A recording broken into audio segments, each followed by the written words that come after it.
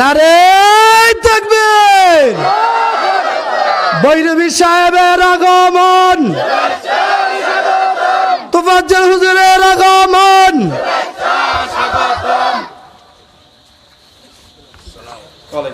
আলহামদুলিল্লাহ, আমরা যা প্রতীক্ষা করে দীর্ঘক্ষণ অপেক্ষা করছি, তিনি ইনশাল্লাহ আমাদের মাঝে এইমাত্র উপস্থিত হয়ে গেছেন। সম্মানিত এলাকাবাসী, অনেকে মনে করছেন যে বৃষ্টি হয়ে গেছে, হুজুর মনে হয় আসবে না। আপনারা ঠকলেন, এখনো সময় আছে। আমি আপনাদেরকে অনুরোধ করব, আপনারা এখন আর কোনো কেউ বাড়িতে না থেকে তাড়াতাড়ি ইনশাল্লাহ মাহফিলে চলে আসেন। হুজুর চলে এসেছেন মাহফিলে। মা বোনদের দৃষ্টি আকর্ষণ করছি, আপনারা আপনাদের প্রিয় বক্তা এসে গেছে। আপনারা দেরি না করে আপনাদের যথাস্থানে চলে আসুন। এখন আমাদের সামনে কোরআন এবং হাদিস থেকে গুরুত্বপূর্ণ আলোচনা নিয়ে আসছেন আন্তর্জাতিক খ্যাতি সম্পন্ন বক্তা, সারা বাংলার আলোড়ন সৃষ্টিকারী সুমধুর কণ্ঠস্বর আলহাজ হযরত মাওলানা হাফেজ তোফাজ্জল হোসেন ভৈরবী সাহেব, প্রতীক ভৈরব বাস স্ট্যান্ড, জামে মসজিদ। আমি হুজুরের মূল্যবান বয়ান শুরু করার জন্য সকলের পক্ষ থেকে বিনীত অনুরোধ জানাচ্ছি। أعوذ بالله من الشيطان الرجيم بسم الله الرحمن الرحيم أستغفر الله ربي من كل ذنب وأتوب إليه لا حول ولا قوة إلا بالله العلي العظيم أستغفر الله ربي من كل ذنب وأتوب إليه لا حول ولا قوة إلا بالله العلي العظيم صلى الله على سيدنا ومولانا محمد وعلى آله وأصحابه وبارك وسلم.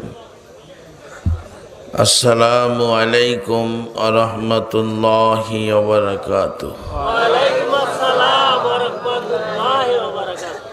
الحمد لله نحمده ونستعينه ونستغفره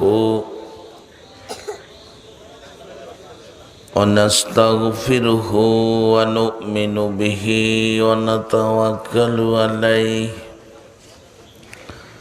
ونعوذ بالله من شرور أنفسنا ومن سيئات أعمالنا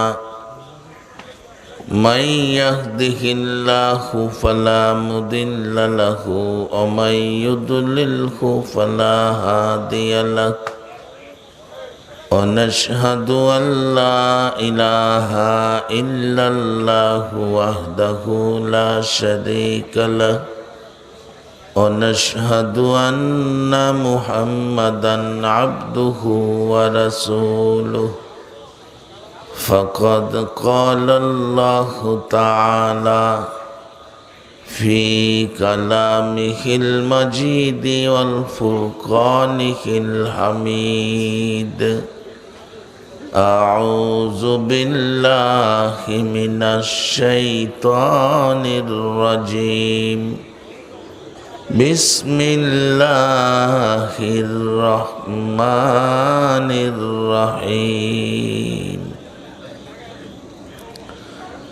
كل نفس ذائقة الموت قال الله تعالى فادخلي في عبادي وادخلي جنتي قال الله تعالى يا أيها الذين آمنوا ادخلوا في السلم كافة قال الله تعالى يا أيها الذين آمنوا قوا أنفسكم وأهليكم نارا قال رسول الله صلى الله عليه وسلم كفى بالموت واعظا قال رسول الله صلى الله عليه وسلم الدعاء مخ العبادة قال الله تعالى رب ارحمهما كما ربياني صغيرا إن الله وملائكته يصلون على النبي يا أيها الذين آمنوا صلوا عليه وسلموا تسليما اللهم صل على سيدنا مولانا محمد وعلى آل سيدنا مولانا محمد اللهم صل على سيدنا مولانا محمد وعلى آل سيدنا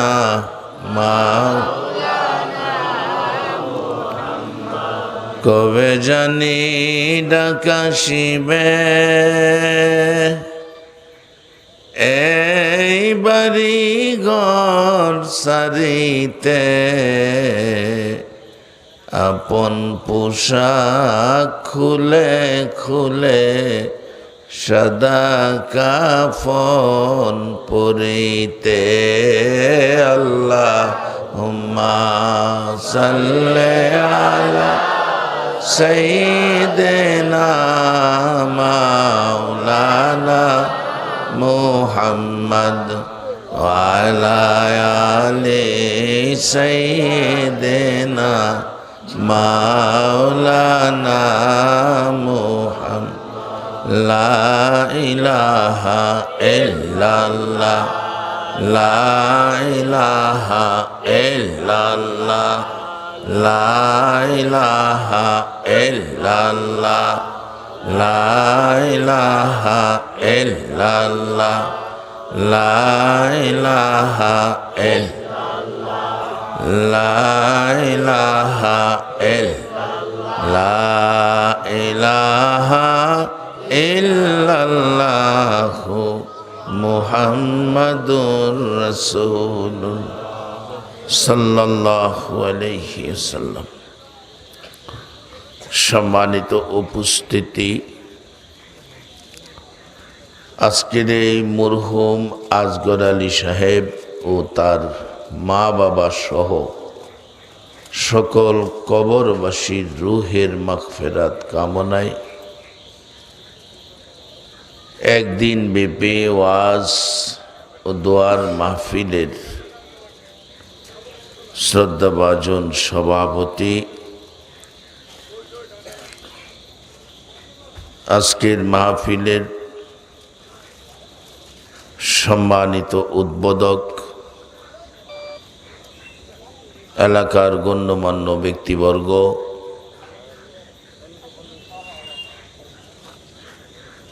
উপস্থিত নায়েবে নবী দিগার উলামায়ে কেরাম, বাবার বয়সের মুরব্বিয়ান এজাম,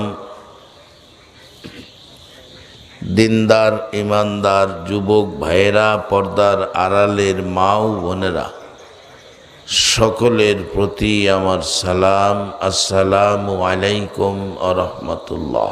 ওয়ালাইকুম আসসালাম ওয়া রাহমাতুল্লাহ। এমন এক দিনে মাহফিলের আয়োজন, 12 মাসের মধ্যে একটা মাস, যেই মাসে আমরা বসা, এই মাসটার নাম সকলেই আমরা জানি। বাঙালি হিসাবে বলুন, বাংলা এই মাসের নামটা কি? বৈশাখ। কি শুধু বৈশাখ? কাল বৈশাখ, যার প্রমাণ উপরে তাকাইলে বোঝা যায়।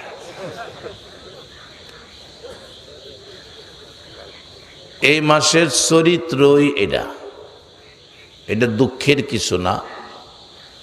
এটার নাম ওই কাল বৈশাখ। আর কোনো মাসের মধ্যে কাল নাই। এই মাসের চরিত্র এরকম, প্যান্ডেল করলে পাল ছিঁড়া নেওয়া, নৌকা ডুবান, লঞ্চ ডুবান, গাছ ভাঙ্গুন, ঘর ভাঙ্গুন, এইলো এই মাসের চরিত্র। তো এটা ওয়াজ মাহফিলের সিজন না, ওয়াজ মাহফিলের মাসও না। আজকে মরহুম আসগর আলী সাহেব এমন কিছু সন্তান রেখে গেলেন যাদেরকে সুসন্তান বলা যায়। রাসূল বলেছেন, ওই মা বাবা বুদ্ধিমান যারা দুনিয়ার থেকে যাওয়ার আগে এমন সন্তান রেখে গেছে যারা মা বাবাকে কবরে শোয়ায়া মা বাবার কথা ভুলে না। কিভাবে মা বাবারে স্মরণ করবেন কবরে শোয়ায়া, আল্লাহ তা শিক্ষা দিয়েছেন। মা বাবা কবরে থাকলে তোমরা সব সময় কি করো? মা বাবার জন্য দোয়া করো। সেই দোয়াটা কোরআনের মধ্যে। পৃথিবীর কারো জন্য দোয়া নাই, দোয়া আইছে মা বাবার জন্য। রব্বির হামহুমা কামা রব্বায়ানি সগীরা। আজকে আমি বলবো, জনাব মরহুম আসগর আলী সাহেব সুসন্তান রেখে কবরে গেছেন। আজকে তার সন্তানেরা বাবার রুহের মাগফিরাত এবং আসগর আলী সাহেবের মা বাবা অর্থাৎ তাদের দাদা দাদি, শুধু দাদা দাদিকেই রাখে নাই, সাথে সকল কবরবাসী উল্লেখ করেছেন। একটা সত্য কথা কইবেন, তাদের উদ্দেশ্য, নিয়ত, কাজটা কি ভালো না খারাপ? পয়সা অনেকেরই আছে, কিন্তু ভালো কাজে পয়সা ব্যয় করার মতো ব্যক্তি খুব কম পাওয়া যায়। এখানে শুধু বাবার কথাই মনে রাখে নাই, দাদা দাদির কথাই না, সকল কবরবাসী। কবর এমন এক অসহায় ঘর। আজকে জেলখানায় যদি কেউ বন্দি থাকে, দেখার সুযোগ আছে, কিছু দেওয়ার সুযোগ আছে, কিন্তু কবর এমন একটা অসহায় ঘর, যেই ঘরে কোনোদিন দেখার সুযোগ নাই। বাড়িতে অনেক আয়োজন, একটা মুরগির রোস্ট, এক প্লেট পোলাও, একটা ডিম, অল্প ডাইল কবরে দেওয়ার মতো সুযোগ নাই। তবে আমাদের ভয় নাই, আমরা আখিরি নবীর উম্মত। রোজ পোলাও কবরে থাইকাও খাইতে পারুম। তবে কিভাবে? আসুন সামনে। আমাদের দেশে মানুষ রুজি রোজগার করে, বহুত কষ্ট করে। অনেকে রুজি রোজগারের জন্য দেশ ছাইরা বিদেশও যায়। অনেকে দোকানদারি করে, সকাল 8টায় দোকান খুলে রাত্র 10টা একটানা বৈশা থাকে।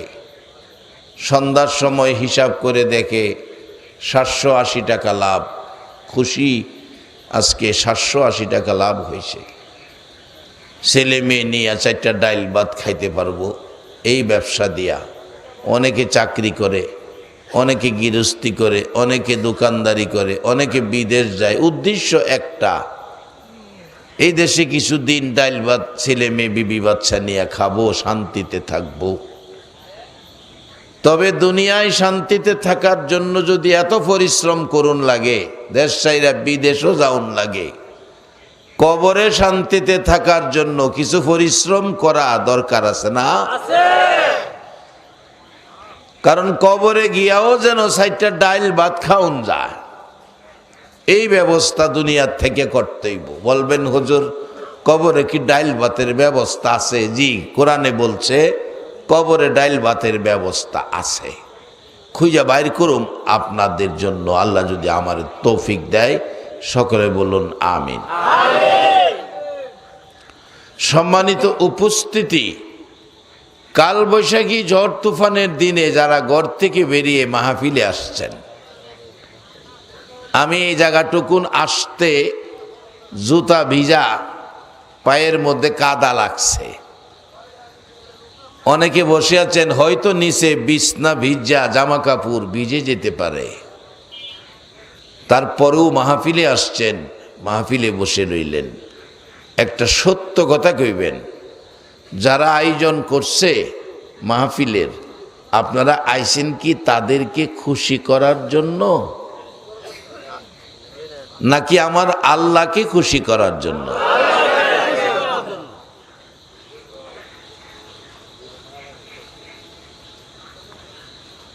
এই আশা বসা যদি এই উদ্দেশ্যে হয় আল্লাহকে খুশি করার জন্য। আমার নবী 63 বছর জিন্দেগি কষ্ট করে মানুষকে এই পথটাই দেখাইছে, তোমরা যা করো আল্লাহকে খুশি করার জন্য। আর এই আল্লাহকে খুশি করার জন্য এই পথ নবী দেখাইছে। আর এই পথ যারা দেখে চিনা ফালাইছে, তারা আল্লাহকে খুশির জন্য নবীর ডাকে যুদ্ধের ময়দানে শহীদ হয়ে গেছে। যেমন মুতা যুদ্ধে নবীজি বললেন, মুতার ময়দানে আমি সৈন্য প্রেরণ করব, তোমরা প্রস্তুতি নিয়ে আসো। সকল সাহাবায়ে কেরাম নবীজির সামনে উপস্থিত। ইয়া রাসূলুল্লাহ, আমরা যাব। যে মুতা যুদ্ধের ময়দানটা জর্দানে, আমি জর্দান মাহফিলে গেলে এই ময়দানটা ঘুরে ঘুরে দেখে আসছি। এই যুদ্ধের প্রধান সেনাপতি যায়েদ ইবনে হারেসা, নবীজির পালিত পুত্র। নবীজি প্রথমত পালিত পুত্রকে সেনাপতির দায়িত্ব দিলেন। যদি অন্য কাউরে দেয় তাইলে কইব নিজের ভূতেরে কয় না, আমার ভূতেরে দেয়, এরকম সুযোগও নাই। নবী এত পরিষ্কার, আগে নিজের পালিত পুত্র যায়েদ ইবনে হারেসাকে সেনাপতির দায়িত্ব দিলেন। যায়েদ ইবনে হারেসা বলেন, ইয়া রাসূলুল্লাহ, আমি রাজি, রেজি, আমি প্রস্তুত। রাসূল চোখের পানি ছেড়ে দিলেন। পালিত পুত্র হলেও বাবার কি পুত্রের জন্য মায়া আছে না? বাবারে, আমি বাসস্ট্যান্ড মসজিদের খতিব, আজকে 25-26 বছর। তখন ব্রিজ হয় নাই, ফেরিও ছিল না, রাস্তাও ছিল না, বৈরব পর্যন্ত গাড়ি। রাত্র 12টায় বুড়া লাডি ভর করে দাঁড়ায় রয়েছে, এত দোকানপাটও ছিল না। রাত্র 12টা, ঈদ লগনে মানুষ আসতেছে, বাস বীর ছাদের উপরে পর্যন্ত বসে। বুড়ারে জিগায়, বাবারে এত রাত্রে দাঁড়ায় রয়েছেন, বসার জায়গাও তো নাই, দোকানপাট হয়েছে না। এখন তো অনেক বসার জায়গা ব্যবস্থা হয়েছে। বুড়া দুইটা চোখের পানি ছেড়ে দিয়ে বলছে, বাবা আমার ছেলে ঢাকার থেকে আইব, এই জন্য রাত্র 12টায় বাস স্ট্যান্ড দাঁড়ায় রয়েছে, ছেলে আইব। ছেলে নামছে, বাবা এত রাত্রে তুমি এখানে? বাবা তোমার লেগে দাঁড়ায় রয়েছি, তুমি তো রাত্রে ভয় পাও, বাড়িতে কেমনে যাইবা, আইটা আইটা হাডার রাস্তা। বাবা আমি কি ছোট রয়েছি, এখন বড় হয়েছি না, আমার লেগে আইতে হইব? এই কষ্ট করে আপনি বুড়া মানুষ দাঁড়ায় রয়েছেন, কি লেগে আইছেন? বাবা চোখের পানি ছেড়ে বলছে, বাবারে কিল্লে গাইছি অহন বুঝদা না, যেদিন তুমি আমার মতো বাবা হইবা সেদিন বুঝবা তোমার কেমন যে লাগে, অহন বুঝদা না। সেদিন বুঝবা সন্তানের লেগে বাবার কত মায়া, বাবা কেন রাত্র 12টায় বাস স্ট্যান্ড বয়ে থাকে। সম্মানিত উপস্থিতি, আজকের মাহফিলে যারা বসে আছেন আপনাদের অবস্থার উপর যাচ্ছি। বাজেট কি আসবে, কাল বৈশাখী ঝড় বৃষ্টির দিনে যারা ঘর থেকে বেরিয়ে গেছেন, রাসূল চোখের পানি ছেড়ে দিছেন পালিত পুত্রের জন্য। যায়েদ ইবনে হারেসা বলছে, হুজুর আমি প্রধান সেনাপতি, মাইনা নিলাম রাসূলের কথা। রাসূল বলেন, তুমি যদি শহীদ হও, রাসূল বলছেন তুমি যদি শহীদ হও। যায়েদ ইবনে হারেসা বলছেন, আমি হাসি মুখে বরণ করে নিলাম, আল্লাহর রাস্তায় শহীদ হব। আল্লাহকে খুশি করার জন্য নবীর কথায় আমি শহীদ হব, কোনো আপত্তি নাই। আমার নবী বলছেন দ্বিতীয় সেনাপতি হবে জাফর ইবনে আবু তালিব। জাফর ইবনে আবু তালিব বলেন, হুজুর আমিও রাজি। রাসূল বলেন, জাফর রে তুমি যদি শহীদ হও। জাফর বললেন, হুজুর কোনো আপত্তি নাই, আল্লাহকে খুশি করার জন্য শহীদ হব। 3 নম্বর সেনাপতি আব্দুল্লাহ ইবনে রাওয়াহা, হুজুর আমি রাজি, তুমি যদি শহীদ হও হুজুর হব, কোনো আপত্তি নাই।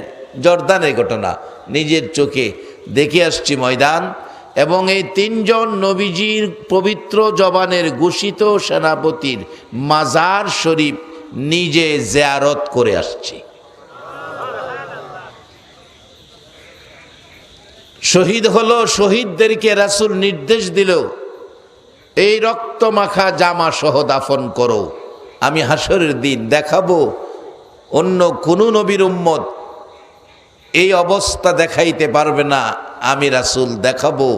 আল্লাহকে খুশি করার জন্য আমার সাহাবীরা এইভাবে জীবন দিয়েছে, রক্ত জামা কাপড় লাল, হাসরের দিন রক্ত মাখা জামা কাপড় সহ আল্লাহর আরশের কিনারে দাঁড় করাবেন।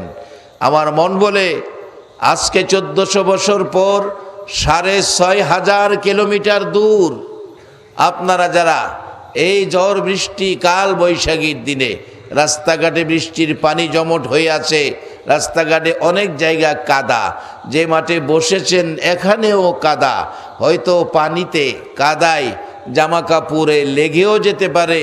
যদি বসতে নিচের কাদা পানিতে জামা কাপড় ভিজে যায়, আর এই বসাটা যদি আল্লাহ খুশির জন্য হয়ে যায়, তাহলে আমার নবী আপনাদের এই বৃষ্টি ভিজা জামা কাপড়গুলো ওই রক্ত ভিজা জামা কাপড়ওয়ালাদের সাথে নিয়ে দাঁড় করাইয়া দিবেন। এই যুগে ফিতনার যুগ, আখিরি যুগ, শেষ যুগ, যেই যুগে অল্প কাজ করলে মাইনা বেশি দেয়। হাদিস শরীফে আসছে, আদনা একটা সুন্নতকে যদি কেউ সমাজে জিন্দা করে, উত্তম যুগের 100 গলা কাটা শহীদের সওয়াব এই যুগে আল্লাহ দান করে। কে আপনারা, কোন মা আপনাদেরকে পেটে রাখছে, বৈশাখ মাসের ঝড় বৃষ্টিতেও কোরআন সুন্নাহর পক্ষে আলোচনা শুনতে বাধা দিয়ে রাখতে পারল না? ঈমানি শক্তি, এটা যেন একটা পরীক্ষা হয়ে গেল। আমরা আখিরি নবীর উম্মত, ঈমান আমাদের মজবুত। একবার বলুন আল্লাহু আকবার। বাবার আজকের উদ্দেশ্য বড় সুন্দর। বাবা নাই, 5টা ভাই বলল, হুজুর আমরা 3 ভাই বিদেশ থাকি, 2 জন বাড়িতে ব্যবসা বাণিজ্য করি। আজকে বাবা নাই, বাবার কথাটা ভুলতে পারলো না।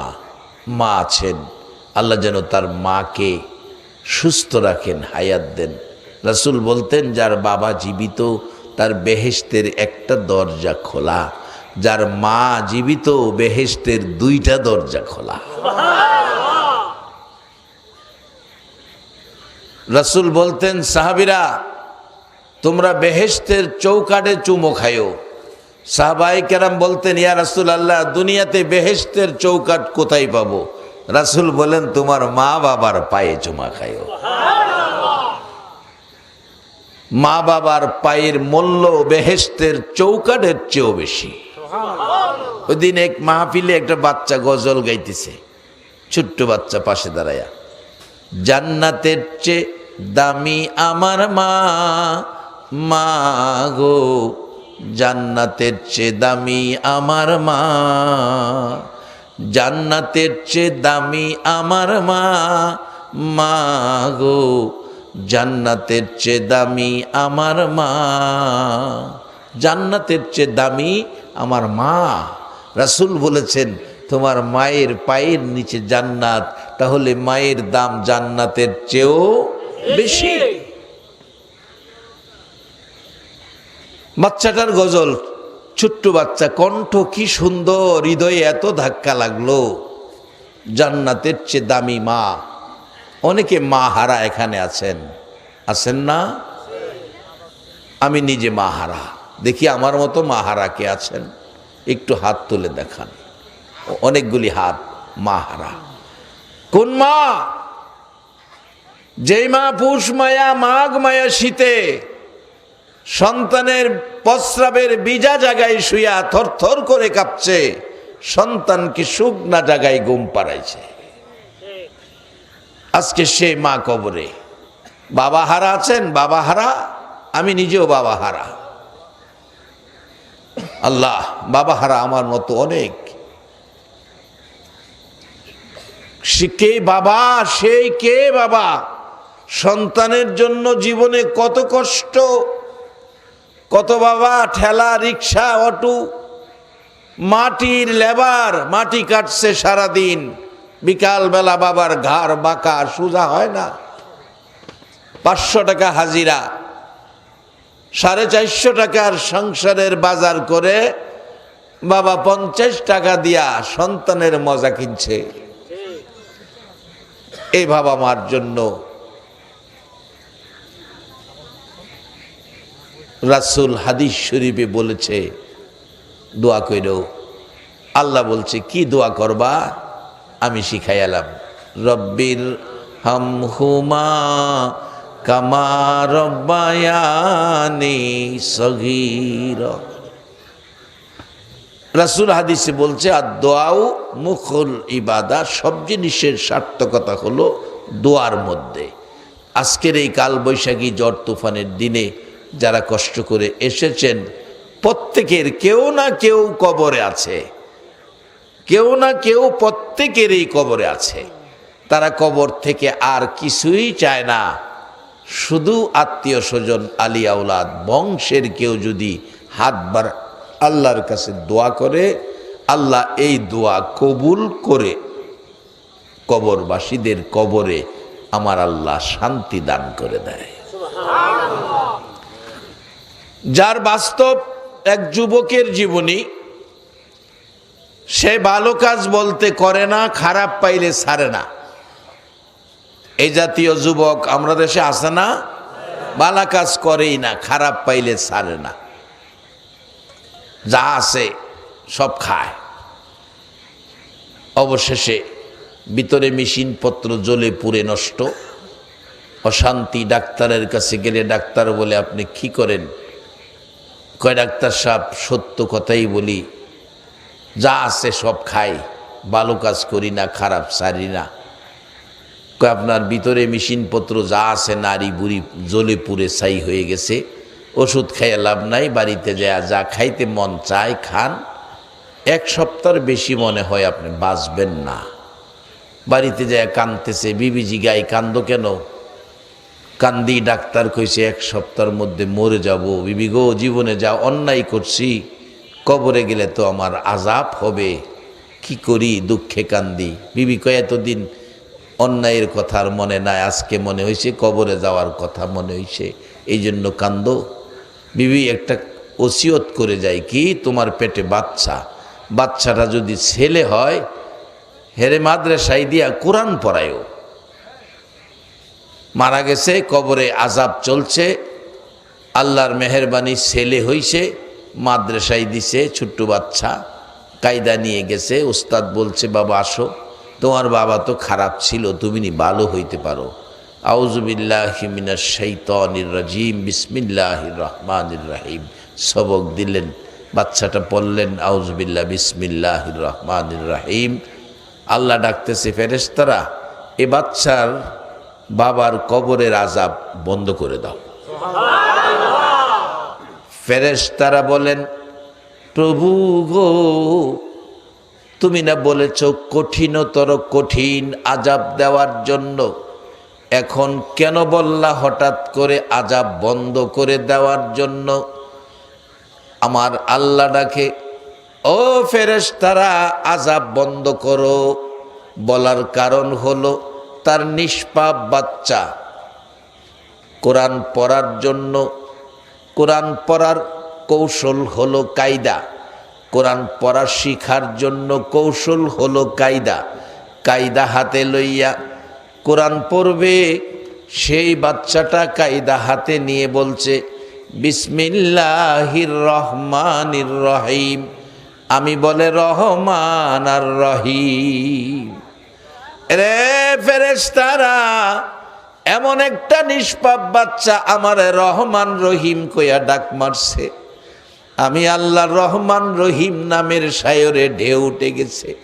নিষ্পাপ বাচ্চাটা, তার সন্তানটা আমাকে রহমান রহিম বলে ডাকছে। আমি আর সইতে পারি না। এ বাচ্চার মুখে রহমান রহিম শব্দ শুনে আমার রহমতের সাগরে ঢেউ উঠে গেছে। এই রহমান রহিমের বিনিময় আমি তার বাবার সকল অপরাধ ক্ষমা করে দিলাম। রে বাবারা ভাইরা, আজকের মাহফিলে যারা এসেছেন, কেউ না কেউ আমাদের প্রত্যেকের কবরের মধ্যে আছে। তাদের জন্য হাত বাড়াইয়া আমরাও যখন ডাক মারব, ওগো দয়াবান খোদা, তোমার এত দয়া এত মায়া তুমি কার জন্য রাখছো? এই বলে যখন হাত বাড়াইয়া ডাকবো, আমার আল্লাহ আমাদের আলিয়া ওলাদ বংশধর খানদানবাসী যারা কবরে, আমার আল্লাহ সবাইকে ক্ষমা করে দেওয়ার ক্ষমতা আছে কিনা? সেই জন্য আমার নবী এই সিস্টেম দুনিয়ার জমিনে রেখে গেলেন। এই সিস্টেম, এই পরিবেশ দুনিয়ার জমিনে রাখতে যাইয়া আমার নবী মা নাই, বাবা নাই গো, জীবনে কত কষ্ট করেছে।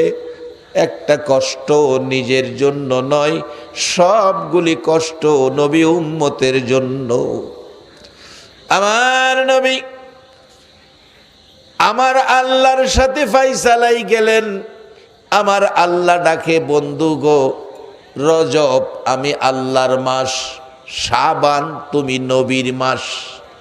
আমার নবী বলে, মাবুদ গো, সকলেই তো আপনার, দুইটা মাস শুধু বন্টনে গেলেন কেন? সবই তো আপনার। আপনাদের মুখ থেকে জানতে চাই, যা কিছু আছে পৃথিবীর, আমরা সহ সব কিছুর মালিক কে?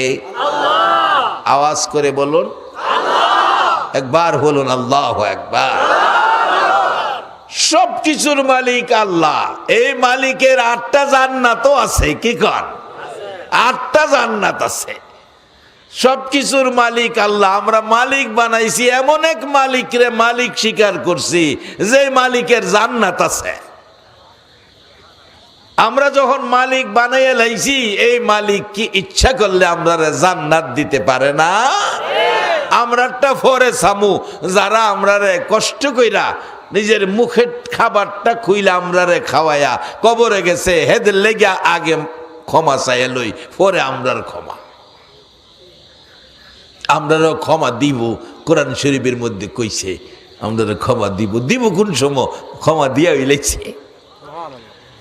আজকার কথা না তো, 1400 বছর আগে আমরা ক্ষমা পাইলেছি।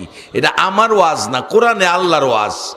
কুল ইয়া ইবাদিয়াল্লাযীনা আসরাফু আলা আনফুসিহিম লা তাকনাতু মির রাহমাতিল্লাহ ইন্নাল্লাহা ইয়াগফিরুয যুনুবা জামিয়া ইন্নাহু হুয়াল গাফুরুর রহিম। 1400 বছর আগেই আমরা মাপ দিলাইছে যারা আখিরি নবীর উম্মত হইছেন সবাই রে না, এটা আগাম জামিন, আগাম জামিন। এবং এই নবীর উম্মত সম্মানী, এদের জন্য একটা রাস্তা রাখছে কোরআনের মধ্যে। যেমন ঢাকায় গেলে দেখবেন কিছু কিছু রাস্তা আছে, জ্ঞানী সমাজ, ঢাকায় কিছু কিছু রাস্তা আছে, এই রাস্তাটা রিক্সা চলতে পারে না, ট্রাক চলতে পারে না, ভ্যান চলতে পারে না, ঠেলা গাড়ি চলতে পারে না, কম দামি কোনো গাড়ি চলতে পারে না। এই রাস্তাটারে কোন রাস্তা কয় জানেননি? ভিআইপি রাস্তা। এই যে মাশাআল্লাহ, কথা বুঝলে কথা কইতে ভালো লাগে। এটা ভিআইপি রুট, ঢাকার মধ্যে আছে ভিআইপি রুট, ভিআইপি রুট। এটা একটা ট্রাক, কভার ভ্যান, লরি এটা যাইবার লেগে দেয় না, এটা ভিআইপি রুট। আপনারা যারা আখিরি নবীর উম্মত, আপনাদের জন্য আল্লাহ কোরআনে একটা ভিআইপি রুট বানায় রাখছে। রুটটার নাম সিরাতাল মুস্তাকিম। বলুন সবাই, সিরাতাল মুস্তাকিম। একবার বলুন আল্লাহু আকবার। এটা ভিআইপি রুট, এটা তো হগলে যাইতে তো না, শুধু আখিরি নবীর উম্মতেরা যাইব। ভিআইপি রুট ঢাকা যেমন ভিআইপি রুট আছে, হগল গাড়ি যে এটা যাইতে না। হাসরুদ্দিন আল্লাহ কইব, ফেরেশতারা ভিআইপি রুটটা ক্লিয়ার রাখো, ভিআইপি রুটটা ক্লিয়ার রাখো, বিশেষ সম্মানী মেহমানরা এই রুটে জান্নাতে যাবে। ফেরেশতারা বলবেন, আল্লাহ ভিআইপি রুটে জান্নাতে যাবে বিশেষ সম্মানী মেহমান, এই মাঠে কারা? আল্লাহ বলবেন, আমার আখিরি নবীর উম্মতেরা।